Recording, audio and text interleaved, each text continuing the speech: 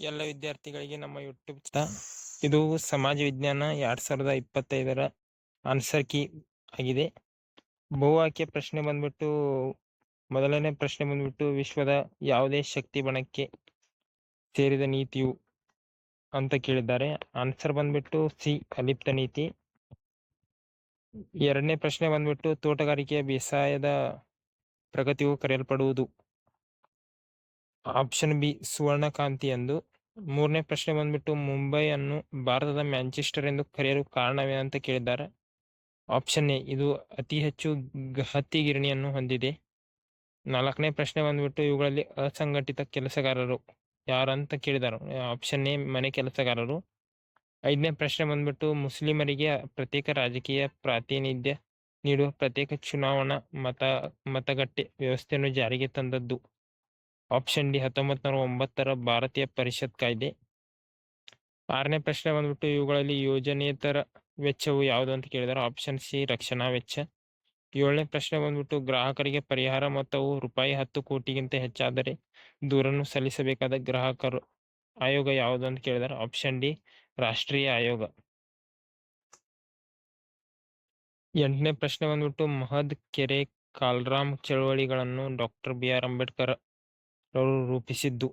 Option A, ಅಸ್ಪೃಶ್ಯರು ಕನಿಷ್ಠ ಮಟ್ಟದ ಅವಕಾಶಗಳಿಂದ ವಂಚಿತರಾಗಿರುವುದನ್ನು ನಿರೂಪಿಸಲು.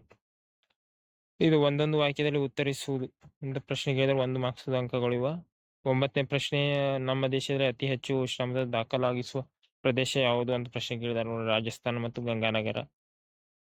10ನೇ ಪ್ರಶ್ನೆ ಹಣ್ಣು ಭ್ರೂಣ ಹತ್ಯೆ ಅಂತಾರೆ ಏನು ಕೇಳಿದಾರ. 11ನೇ ಪ್ರಶ್ನೆ ಬ್ಯಾಂಕಿನ ಯಾವ ಖಾತೆಯಲ್ಲಿ ದಿನಕ್ಕೆ ಎಷ್ಟು ಬಾರಿಯಾದರೂ ವ್ಯವಹರಿಸಬಹುದಾಗಿದೆ ಅಂತ ಕೇಳಿದಾರ. 12ನೇ ಪ್ರಶ್ನೆ ಬಂದ್ಬಿಟ್ಟು ಅಧಿಕಾರದ ವಿಕೇಂದ್ರೀಕರಣ ಏಕೆ ಬೇಕು ಅಂತ ಕೇಳಿದ ಕಾರಣ ಕೊಡ್ಬೇಕು ನೀವು 2. 13ನೇ ಪ್ರಶ್ನೆ ಬಂದ್ಬಿಟ್ಟು ನಮ್ಮ ಸಂವಿಧಾನ ಯಾವ ವಿಧಿಯು ಅಸ್ಪೃಶ್ಯ ಆಚರಣೆಯನ್ನು ನಿಷೇಧಿಸುತ್ತಾರೆ ಅಂತ ಪ್ರಶ್ನೆ ಕೇಳಿದ್ದಾರೆ. ಉತ್ತರ 17ನೇ ವಿಧಿ. 14ನೇ ಪ್ರಶ್ನೆ ಬಂದ್ಬಿಟ್ಟು ವಲ್ಡ್ರೋ ವಿಲ್ನರ್ ಪ್ರಕಾರ ಸಾರ್ವಜನಿಕ ಆಡಳಿತ ಎಂದರೇನು ಕೇಳಿದಾರೆ.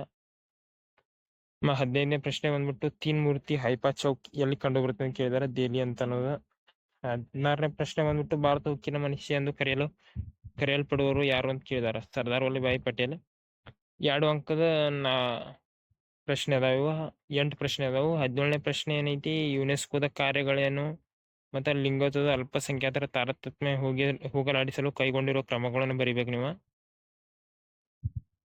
ಮತ್ತು 18ನೇ ಪ್ರಶ್ನೆ ಬಂದ್ಬಿಟ್ಟು ಜನಮಂದಿಯು ದೊಂಬಿಗಿಂತ ಹೇಗೆ ಭಿನ್ನವಾಗಿದೆ ಅಂತ ಕೇಳಿದಾರೆ. ಅಥವಾ ಒಳಗೆ ಬಾಲ್ಯವನ್ನು ನಾವು ಹೇಗೆ ತಡೆಗಟ್ಟಬಹುದು ಅಂತ ಕೇಳಿದಾರೆ. ಅದು ಪಾಯಿಂಟ್ಸ್ ಬರಿಬೇಕು ನೀವು ಅನ್ಕೊಂಡಿದ್ದು. 4 ಪಾಯಿಂಟ್ ಬರೀಲ್ಲ ಇದಕ್ಕೆ. 19ನೇ ಪ್ರಶ್ನೆ ಬಂದ್ಬಿಟ್ಟು ಬಕ್ಸಾರ್ ಕದನವು ಭಾರತದಲ್ಲಿ ಬ್ರಿಟಿಷರನ್ನು ಬಂಗಾಳದ ನಿಜವಾದ ಒಡೆಯರನ್ನಾಗಿ ಹೇಗೆ ಮಾಡಿತು ಅಂತ ಕೇಳಿದಾರೆ. ಅದಕ್ಕೆ ನೀವು ಇದನ್ನ ಕೊಡೋ ಪಾಯಿಂಟ್ಸ್ ಬರಬೇಕು. ಮತ್ತು 20ನೇ ಪ್ರಶ್ನೆ ಬಂದ್ಬಿಟ್ಟು ಗೋವಾವನ್ನು ಪೋರ್ಚುಗೀಸರಿಂದ ಹೇಗೆ ಮುಕ್ತಗೊಳಿಸಲಾಯಿತು ಅಂತ ಕೇಳಿದಾರೆ.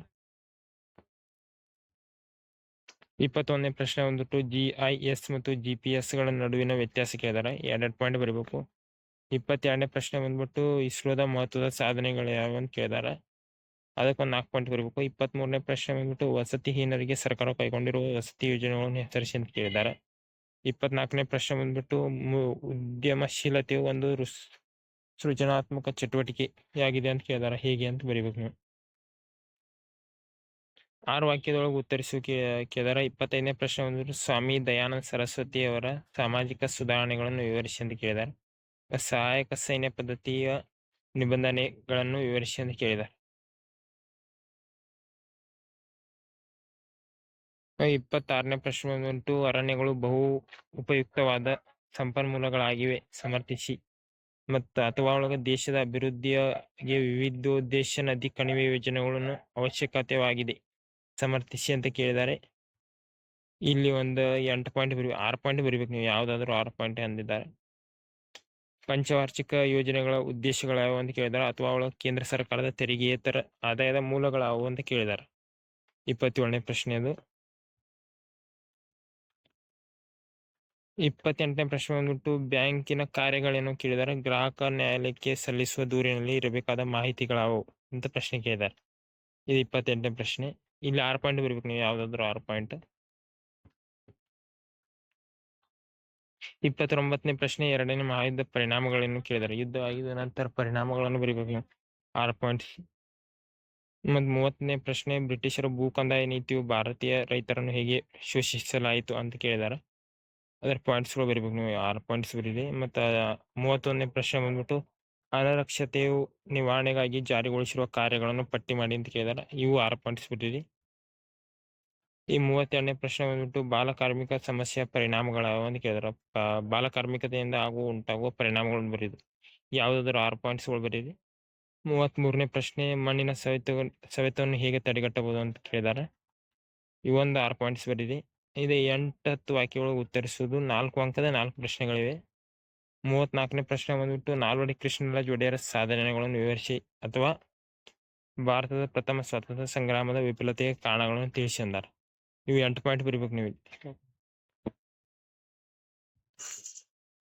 ಇಲ್ಲಿ 8 ಪಾಯಿಂಟ್ಸ್ ಬರೀಬೇಕು, ಇದು 8 ಪಾಯಿಂಟ್ಸ್ ಬರೀಬೇಕು. ಇನ್ನು ಟೋಟಲ್ ಹಾಫ್ ಆಫ್ ಮಾರ್ಕ್ಸ್. 35ನೇ ಪ್ರಶ್ನೆ ಬಂದ್ಬಿಟ್ಟು ಭಾರತದ ಸ್ವಾತಂತ್ರ್ಯ ಸಂಗ್ರಾಮದ ಹೋರಾಟದಲ್ಲಿ ಸುಭಾಷ್ ಚಂದ್ರ ಬೋಸರ ಪಾತ್ರ ಒಂದು ದಿಟ್ಟು ಮೈಲುಗಲ್ಲು ಎಂದು ಸಮರ್ಥಿಸಿ ಅಂತ ಕೇಳಿದಾರೆ. ಇದು ಅವ್ರ ಸಾಧನೆ ಬಗ್ಗೆ ಇಲ್ಲಿ ಬರಿಬೇಕು ನೀವು. ಅವು 8 ಪಾಯಿಂಟ್ ಬರೀರಿ. 8 ಪಾಯಿಂಟ್ ಬರೆದ ನಂತರ ಅವ್ರು ಅದಕ್ಕೆ 4 ಅಂಕ ಕೊಡ್ತಾರೆ. ಇದಕ್ಕೆ ಯಾವ್ದಾದ್ರು 8 ಕೇಳಿದಾರೆ, ಒಂದು ಹಾಫ್ ಆಫ್ ಮಾರ್ಕ್ಸ್. 36ನೇ ಪ್ರಶ್ನೆ ಬಂದ್ಬಿಟ್ಟು ವಿಶ್ವಸಂಸ್ಥೆಯ ಸಾಧನೆಗಳನ್ನು ವಿವರಿಸಿ ಅಂತ ಕೇಳಿದಾರೆ. ಅವು 8 ಪಾಯಿಂಟ್ ಬರೀರಿ. ಮತ್ತು 37ನೇ ಪ್ರಶ್ನೆ ಬಂದ್ಬಿಟ್ಟು ಪ್ರವಾಹಗಳಿಗೆ ಕಾರಣಗಳನ್ನು ವಿವರಿಸಿ ಅಂತ ಕೇಳಿದಾರೆ. ಅವ್ ಕಾರಣಗಳನ್ನು ತಿಳಿಸ್ಬೇಕು. ಅವು ಒಂದು 8 ಪಾಯಿಂಟ್ ಬರೀರಿ. ಬರೆದ ನಂತರ ಹಾಫ್ ಆಫ್ ಮಾರ್ಕ್ಸ್. 38ನೇ ಪ್ರಶ್ನೆ ಬಂದ್ಬಿಟ್ಟು ನಿಮಗೆ ನೀಡಿರುವ ಭಾರತದ ನಕ್ಷೆಯಲ್ಲಿ ಕೆಳಗಿನ ಯಾವುದಾದ್ರು ಇದನ್ನು ಗುರುತಿಸುವುದು. ಇಲ್ಲಿ ಒಟ್ಟ 1, 2, 3, 4, 5, 6, 7 ಪ್ರದೇಶಗಳನ್ನು ಕೊಟ್ಟಿದ್ದಾರೆ. 7 ಪ್ರದೇಶಗಳನ್ನು 7ರಾಗ 5 ಗುರುತಿಸುವುದು. ಮ್ಯಾಪ್ ಅವರು ಕೊಟ್ಟಿರ್ತಾರ, ಚಿತ್ರವನ್ನು ಅವರು ಕೊಟ್ಟಿರ್ತಾರೆ. ಚಿತ್ರದ ನೋಡಿಕೆ ಯಾವ ಭಾಗಗಳು ಎಲ್ಲೆಲ್ಲಿ ಬರ್ತಾವ ಗುರುತಿಸೋದು. ಈ ಮತ್ತಿದು ದಿಕ್ಕುಗಳನ್ನು ಸೂಚಿಸೋದು ನೀವು ಮರಿಬಾರ್ದು. ಇದು ಹಾಕ್ಲಿಕ್ಕಂದ್ರೆ ಅಲ್ಲಿ ಇದಕ್ಕೂ ಹಾಫ್ ಮಾರ್ಕ್ಸ್ ಇರ್ತೈತಿ, ಚಿತ್ರಕ್ಕೂ ಹಾಫ್ ಮಾರ್ಕ್ಸ್. ಟೋಟಲ್ 1 ಮಾರ್ಕ್ಸ್ ಚಿತ್ರದ ಇರ್ತೈತಿ. ಚಿತ್ರ ಅವ್ರು ಕೊಟ್ಟಿರ್ತಾರ, ನೀವು ಭಾಗಗಳನ್ನ ಅಟ್ ಗುರುತಿಸೋದು. ಕೋರಮಂಡಲ್ ತೀರ 8 ಡಿಗ್ರಿ 82 ಡಿಗ್ರಿ 30 ಪೂರ್ವ ರೇಖಾಂಶ, ಹೀರಾಕುಡ್, ರಾಣಾ ಪ್ರತಾಪ್ ಸಾಗರ್, ನರ್ಮದಾ ನದಿ, ಕನ್ಯಾಕುಮಾರಿ, ವಿಶಾಖಪಟ್ಟಣ. ಇದ್ರೊಳಗಿನ ಯಾವ್ದಾದ್ರು 5 ಗುರುತಿಸೋದು. ಗುರುತಿಸೋದಕ್ಕೆ 5 ಮಾರ್ಕ್ಸ್ ನಿಮಗೆ ಸಿಗ್ತಾವ. ಇದು ದೃಷ್ಟಿ ವಿಕಲಚೇತನ ವಿದ್ಯಾರ್ಥಿಗಳಿಗೆ ಪ್ರೇರಣೆ ಪ್ರಶ್ನೆ. ಹಿಮಾಚಲ ಪರ್ವತಗಳ ಪ್ರಯೋಜನಗಳನ್ನು ತಿಳಿಸುವುದು. ಇಷ್ಟು ಮಾಡಿದ್ರೆ ನಿಮ್ದು ಸಮಾಜ ವಿಜ್ಞಾನ ಆರಾಮ್ ಕ್ಲಿಯರ್ ಆಗ್ತೈತಿ.